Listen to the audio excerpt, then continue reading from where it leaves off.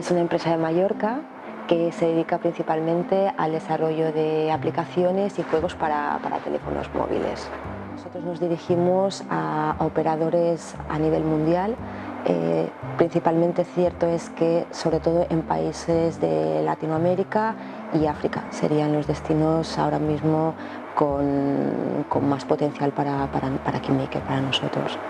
Con Palmativa la relación más grande que hemos tenido ha sido en todo lo que hace referencia a la gestión de ofertas laborales. Nos habéis ayudado muchísimo en todo lo que es la parte de reclutamiento para los perfiles que tenemos, que en muchos casos han sido difíciles de cubrir, y además de la parte de oferta laboral, de tramitación, pues también hemos tenido la oportunidad, gracias a vosotros, a participar en 2 ocasiones en programas de radio.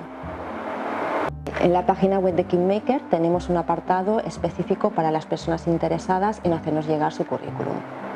Bueno, nuestro mayor reto es continuar creciendo de la misma forma en que lo hemos hecho hasta este momento. Nuestros comerciales continúan visitando y abriendo mercado en la mayoría de países a nivel mundial, y pues un poco nuestra línea de actuación continuaría en ese sentido, en esa vía.